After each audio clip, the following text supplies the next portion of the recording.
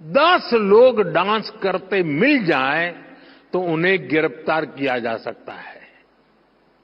और ये कानून देश आजाद होने के बाद 75 साल तक चलता रहा है। यानी शादी के दौरान बारात भी निकले और 10 लोग डांस कर रहे हो तो दूल्हा सहित पुलिस उनको अरेस्ट कर सकती थी। साथियों, 2014 से 2024 के बीच मोदी जी ने तकरीबन 1700 से अधिक पुराने और अप्रासंगिक कानूनों को समाप्त किया है जो ब्रिटिश काल से चले आ रहे थे। ये कदम भारत की कानूनी प्रणाली को सरल और प्रभावी बनाने के लिए था। आइए जानने की कोशिश करते हैं कि वो कौन कौन से कानून हैं जो नरेंद्र मोदी जी द्वारा या तो समाप्त किए गए हैं या उनको बदलकर उनके स्थान पर दूसरे कानून लागू कर दिए गए। सबसे पहले बात करते हैं नाट्य प्रदर्शन अधिनियम 1870 की। कभी सोचा है अगर आप अपने दोस्तों के साथ खुशियां मना रहे हों, नाच रहे हों और कभी कोई आपको उठाकर जेल में डाल दे तो कैसा लगेगा? अजीब लगता है ना? लेकिन क्या आप जानते हैं कि भारत में एक ऐसा कानून था जो ये कर सकता था। एक कानून जो 150 साल पहले आप पर थोपा गया था। एक ऐसा कानून जो हमारी आजादी के 75 साल बाद भी हमें गुलामी की याद दिलाता रहा। लेकिन अब इस कानून का अंत हो चुका है। प्रधानमंत्री नरेंद्र मोदी ने इस ब्रिटिशकालीन कानून को खत्म कर भारत को एक नई आजादी दी है। साथियों, इस वीडियो में जानेंगे कि ये कानून क्या था, क्यों इसे लागू किया गया था और इसे खत्म करने से भारत को क्या फायदे होंगे। अंत तक बने रहिए क्योंकि ये सिर्फ एक कानून की कहानी नहीं बल्कि भारत के आत्मसम्मान की जीत। साथियों, 1876 का ये वो समय था जब भारत ब्रिटिश हुकूमत की जंजीरों में जकड़ा हुआ था। हर उस आवाज को दबाया जाता था जो आजादी की बात करती थी। तभी आया एक नया कानून, नाट्य प्रदर्शन अधिनियम। इस कानून का मकसद साफ था, किसी भी नाटक प्रदर्शन या सभा को कुचलना जो अंग्रेजों के खिलाफ लोगों को जागरूक कर सके। अगर 10 या उससे ज्यादा लोग एक साथ नाचते गाते या किसी प्रदर्शन में शामिल होते तो उन्हें गिरफ्तार किया जा सकता था। इस कानून को लागू करने के पीछे ब्रिटिश सरकार का एक ही उद्देश्य था, भारतीयों की अभिव्यक्ति की आजादी को खत्म करना, उनकी सभाओं और प्रदर्शनों पर पहरा बिठाना ताकि कोई विद्रोह ना पनप सके। सोचिए, हमारे लोक नृत्य, रामलीला, जुलूस और सभाएं ये सिर्फ उत्सव नहीं बल्कि हमारे समाज को जोड़ने वाले सूत्र थे। इस कानून ने इन सभी पर पहरा बिठा दिया।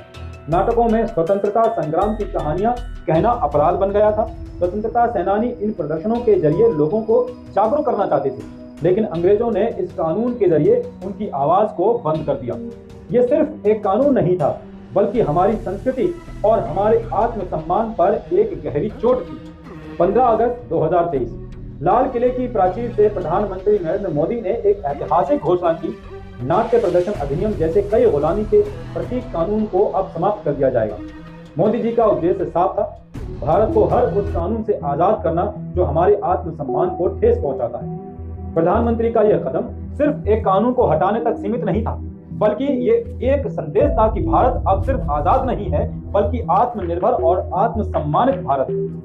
उन्होंने न केवल इस कानून को खत्म किया बल्कि ये दिखाया कि भारत अब किसी भी प्रकार की गुलामी की मानसिकता को बर्दाश्त नहीं करेगा। साथियों, 2014 से 2024 के बीच मोदी जी ने तकरीबन 1700 से अधिक पुराने और अप्रासंगिक कानूनों को समाप्त किया है जो ब्रिटिश काल से चले आ रहे थे। यह कदम भारत की कानूनी प्रणाली को सरल और प्रभावी बनाने के लिए था। आइए जानने की कोशिश करते हैं कि वो कौन कौन से कानून हैं जो नरेंद्र मोदी जी द्वारा या तो समाप्त किए गए हैं या उनको बदलकर उनके स्थान पर दूसरे कानून लागू कर दिए गए हैं। सबसे पहले बात करते हैं नाट्य प्रदर्शन अधिनियम 1870 की। साथियों, 1870 के दशक में बंगाल और अन्य हिस्सों में कई ऐसे नाटक लोकप्रिय हो रहे थे जो ब्रिटिश सरकार की नीतियों और उनके दमनकारी रवैये की आलोचना करते थे। विशेष रूप से बंगाल में नील दर्पण जैसे नाटकों ने किसानों पर ब्रिटिशों द्वारा किए गए अत्याचारों को उजागर किया था। दरअसल नील दर्पण बंगला भाषा में लिखा गया था। ये एक प्रसिद्ध नाटक था जिसे 1860 में दीनबंधु मित्रा ने लिखा था। यह नाटक बंगाल में नील की खेती करने वाले किसानों की दुर्दशा और अंग्रेजों द्वारा किए गए अत्याचारों को उजागर करता था। यह नाटक ब्रिटिश शासकों की अन्यायपूर्ण नीतियों और भारतीय किसानों के शोषण के खिलाफ जागरूकता फैलाने में महत्वपूर्ण भूमिका निभाता था। साथियों, नाट्य प्रदर्शन अधिनियम का मुख्य उद्देश्य स्वतंत्रता संग्राम को रोकना था। इस अधिनियम के माध्यम से ब्रिटिश सरकार ने राष्ट्रवादी आंदोलन और क्रांतिकारी संदेश फैलाने वाले नाटकों और प्रदर्शनों को नियंत्रित किया। ब्रिटिश शासन के खिलाफ जागरूकता फैलाने वाले कलाकारों और नाट्य मंडलियों को निशाना बनाया गया तथा सेंसरशिप भी लागू की गई। आज आप जो सेंसरशिप फिल्मों पर देखते हैं, ऐसी ही सेंसरशिप पहले नाटकों पर भी लागू थी। साथियों, किसी भी नाटक का प्रदर्शन करने से पहले उसे ब्रिटिश अधिकारियों से अनुमति, लाइसेंस लेनी पड़ती थी। सरकार किसी भी नाटक को रोक सकती थी, प्रतिबंधित कर सकती थी। बिना सरकार की अनुमति के कोई भी नाटक नहीं किया जा सकता था। पुलिस को अधिकार था कि वो किसी भी प्रकार के प्रदर्शन को रोक सके। इस अधिनियम के तहत बंगाल और महाराष्ट्र में कई नाटककारों और कलाकारों को गिरफ्तार किया गया। इन पर आरोप था कि इनके नाटक ब्रिटिश शासन के खिलाफ जनता को भड़काते थे। ऐसे नाटकों पर कड़ी नजर थी जो स्वराज, स्वतंत्रता और ब्रिटिशों के खिलाफ सशस्त्र संघर्ष का समर्थन करते थे। मोदी जी का कहना है कि उन्होंने इस कानून को पूरी तरह से समाप्त कर दिया है। भारतीय दंड संहिता आईपीसी। भारतीय दंड संहिता, Indian penal code IPC, Bharat का प्रमुख आपराधिक कानून था जो विभिन्न अपराधों को परिभाषित करता था और उनके लिए दंड निर्धारित करता था। इसे 1860 में ब्रिटिश शासन के दौरान लॉर्ड मैकाले की अध्यक्षता में तैयार किया गया और 1 जनवरी 1862 को इसे लागू किया गया। ये संहिता ब्रिटिश भारत के समय बनाई गई थी और आजादी के बाद भी इसे भारत, पाकिस्तान, बांग्लादेश और म्यांमार में लागू रखा गया। भारतीय दंड संहिता में कुल 23 अध्याय और 511 धाराएं यानी सेक्शंस थी, जो विभिन्न प्रकार के अपराधों और उनके लिए निर्धारित दंडों को कवर करती थी। इसे 3 भागों में बांटा गया था। इसमें विभिन्न प्रकार के अपराधों और उनके लिए निर्धारित दंडों का उल्लेख है। इनमें हत्या धारा 302, चोरी धारा 379, बलात्कार धारा 376 और देशद्रोह धारा 124A जैसे अपराध शामिल थे। धारा 302 हत्या, मर्डर, जानबूझकर की गई हत्या के लिए मृत्यु दंड या फिर आजीवन कारावास का प्रावधान है। धारा 376 बलात्कार यानी रेप के लिए 7 साल से लेकर आजीवन कारावास तक की सजा का प्रावधान 376 धारा में था। धारा 124A देशद्रोह, सरकार के खिलाफ घृणा या विद्रोह भड़काने के लिए आजीवन कारावास का प्रावधान। ये धारा काफी विवादित रही और इसे औपनिवेशिक मानसिकता का प्रतीक माना गया, क्योंकि ये धारा अंग्रेजों ने उस समय स्वतंत्रता आंदोलनों को कुचलने के लिए बनाई थी। धारा 498A दहेज प्रताड़ना, डॉरी हरासमेंट, विवाहिता को पति या ससुराल पक्ष द्वारा प्रताड़ित करने के लिए 3 साल की सजा और जुर्माना लगाया जा सकता था। 12 अगस्त 2023 को प्रधानमंत्री नरेंद्र मोदी की सरकार ने आईपीसी को बदलकर भारतीय न्याय संहिता 2023 पेश की। इस बदलाव का उद्देश्य औपनिवेशिक मानसिकता से बने कानूनों को खत्म करना और उनके आधुनिक और भारतीय समाज के अनुकूल बनाना था। आईपीसी ब्रिटिश हुकूमत के हितों को ध्यान में रखकर बनाया गया कानून था।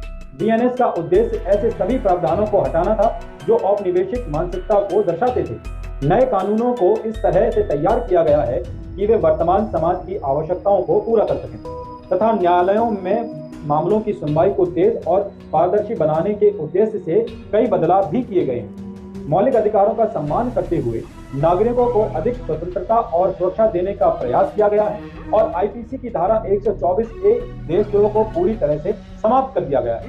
इसकी जगह पर अब राष्ट्रीय अखंडता और संप्रभुता के खिलाफ युद्ध छेड़ने जैसे गंभीर अपराधों को शामिल किया गया है। फांसी की सजा को दुर्लभतम मामलों में ही रखा गया है। सजा देने में अधिक मानवीय दृष्टिकोण अपनाने की कोशिश की गई है। सामूहिक हिंसा और लिंचिंग के मामलों में कड़ी सजा का प्रावधान किया गया है तथा बलात्कार के मामले में त्वरित न्यायालय के लिए समय सीमा तय की गई है। गैंगरेप और बच्चों के साथ हुए अपराधों में सख्त सजा का प्रावधान रखा गया है। ऑनलाइन धोखाधड़ी, डेटा चोरी और साइबर स्टॉकिंग जैसे अपराधों के लिए नए प्रावधान जोड़े गए हैं और भ्रष्टाचार, धोखाधड़ी और वित्तीय अपराधों के लिए सख्त कार्रवाई की रूपरेखा रखी गई है। भारतीय साक्ष्य अधिनियम 1872 इंडियन एविडेंस एक्ट, इसे भी मोदी जी द्वारा खत्म किया जा चुका है। इस एक्ट को ब्रिटिश सरकार ने 15 मार्च 1872 को लागू किया था और ये 1 सितंबर 1872 से प्रभावी हुआ था। इसका उद्देश्य भारतीय न्यायालयों में साक्ष्य को स्वीकार होने और उनके उपयोग के नियमों को स्पष्ट करना था। इसे ब्रिटिश शासन के तहत गवर्नर जनरल इन काउंसिल ने पारित किया था और इसमें कन्फेशन यानी पुलिस की हिरासत में दिए गए बयानों को सबूत नहीं माना जाता था। अगर पुलिस जबरदस्ती कोई बयान आपसे कबूल करवा लेती है तो उसे कोर्ट में सबूत नहीं माना जाता था।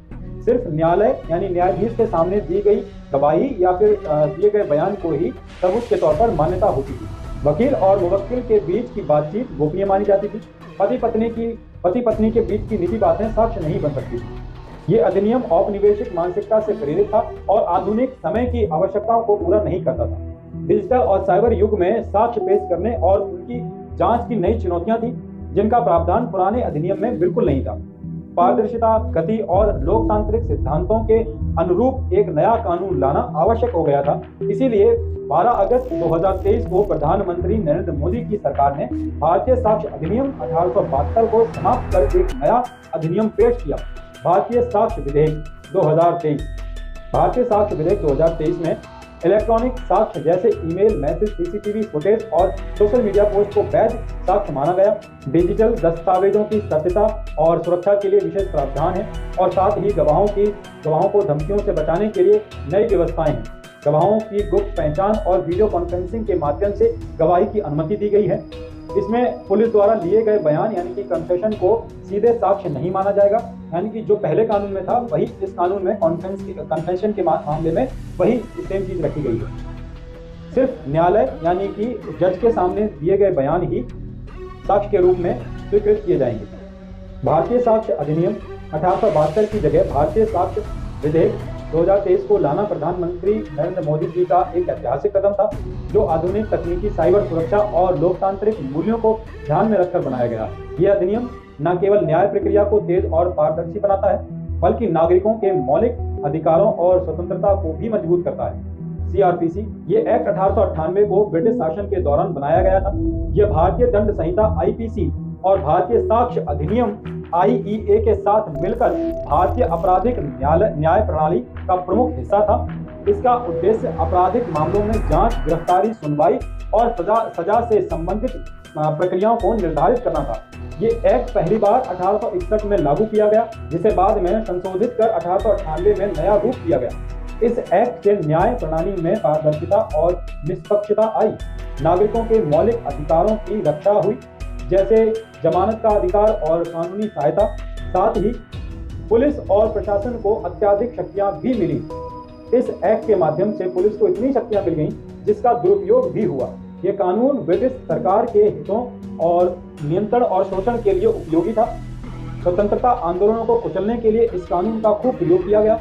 11 अगस्त 2023 को प्रधानमंत्री नरेंद्र मोदी ने CRPC 1898 को समाप्त कर एक नया विधेयक पेश किया, भारतीय न्याय संहिता 2023। भारतीय न्याय संहिता 2023 में साइबर क्राइम और डिजिटल साक्ष्य को मान्यता दी गई।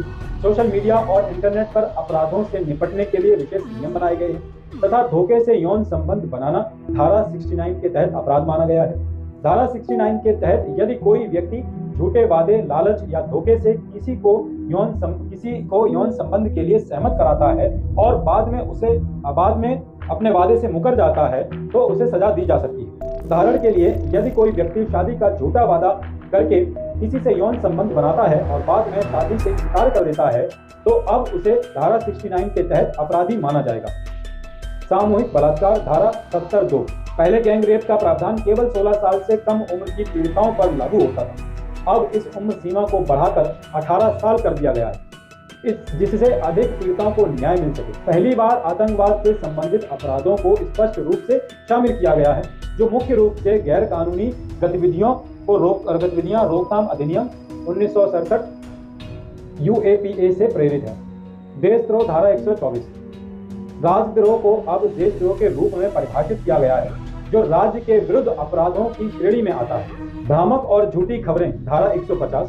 फर्जी खबरों के मामलों से निपटने के लिए भ्रामक और झूठी खबरों के प्रकाशन को अपराध घोषित किया गया है। सार्वजनिक संपत्ति को नुकसान पहुंचाने पर नुकसान के बराबर ही जुर्माना लगाया जा सकता है, यानी कि जितना नुकसान है उसी के बराबर का जुर्माना भी लगाया जा सकता है उस व्यक्ति पर जो सार्वजनिक संपत्ति को नुकसान पहुंचाएगा। अब सरकारी संपत्ति को साथियों नुकसान पहुंचाने से पहले 2 बार सोच जरूर लेना, कहीं ऐसा ना हो कि उसकी पूरी भरपाई आपसे ही हो। तो साथियों, ये प्रमुख एक्ट जिनको नरेंद्र मोदी जी के माध्यम से समाप्त किया गया और उनके स्थानों पर नए एक्ट का निर्माण कर संविधान में जोड़ा गया। आपको ये जानकारी कैसी लगी कमेंट कर हमें जरूर बताएं। और अगर वीडियो पसंद आया है तो हमारे चैनल नव भारत नई आवाज को सब्सक्राइब करें, घंटे के बेल आइकन को जरूर दबाएं ताकि आने वाली वीडियो की नोटिफिकेशन सबसे पहले आपको प्राप्त हो सके। और हो सके तो इस वीडियो को अपने दोस्तों, अपने रिश्तेदारों के साथ जरूर शेयर करें ताकि ये महत्वपूर्ण जानकारी उनको भी प्राप्त हो सके।